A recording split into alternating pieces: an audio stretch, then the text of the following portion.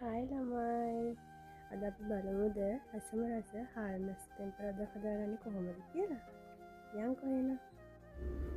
මුලින්ම අපි භාජනයක් ලිපේ තියාගෙන ඒක රත් වුණාට පස්සේ තෙල් ටිකක් එකතු කරගන්නවා. පොල් තෙල් ටික එකතු කරගෙන ඒක රත් වුණාට පස්සේ අපි හොඳින් සෝදාගත්ත හාල්මැස්ස ටික ඒකට එකතු කරගන්නවා. හාල්මැස්ස ටික තෙල් එක්ක හොඳට බෙදෙන්න දෙන්න ඕනේ. එතකොට තමයි රස. හාල්මැස්ස ටික හොඳට මේ විදිහට තෙලේ බෙදෙනකම් හලවම් කරගන්න.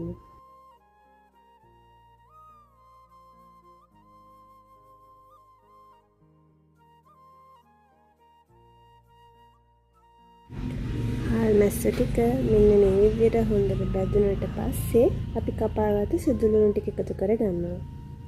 සුදු ලුණු ටිකත් හාල්මැස්ස එක්ක යාන්තමට බෙදගන්න. සුදු ලුණු ටිකත් යාන්තමට බෙදුනට පස්සේ අපි කපාගත්ත ලුණු ටික මේකට එකතු කරගන්න ඕනේ.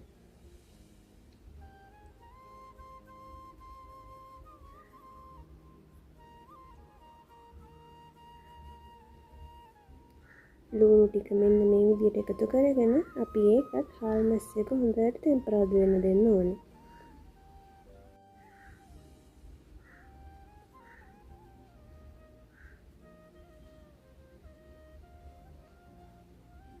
ලුණු ටිකත් මෙන්න මේ විදිහට හොඳට තෙම්පරාදු වුණාට පස්සේ අපි කරපිංචා කපාගත්ත මාළු මිරිස් මම මේකට අද මාළු මිරිස් තමයි දාන්නේ. මාළු මිරිස් දැම්මම හරිය රසයි හාල්මැස්ස තෙම්පරාදුවට.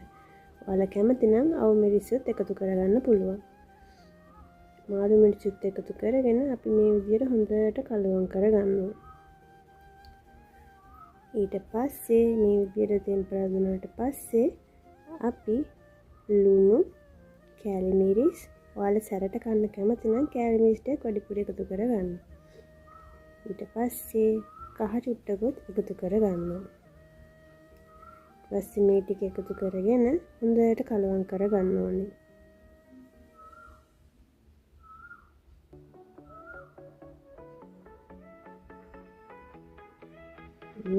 දැන් නම් මාරම සුවඳක් එන්නේ හාල්මැස්ස එකේ. ඔයාලා සැරට කන්න කැමති නම් කෑලි මිරිස් ටික වැඩිපුර එකතු කරගත්තට කමන්නේ.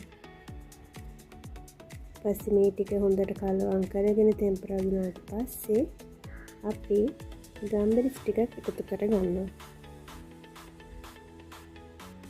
ගම්බිරිස් දාපුවම හාල්මැස්ස එක මාරම රසයි. ඊට පස්සේ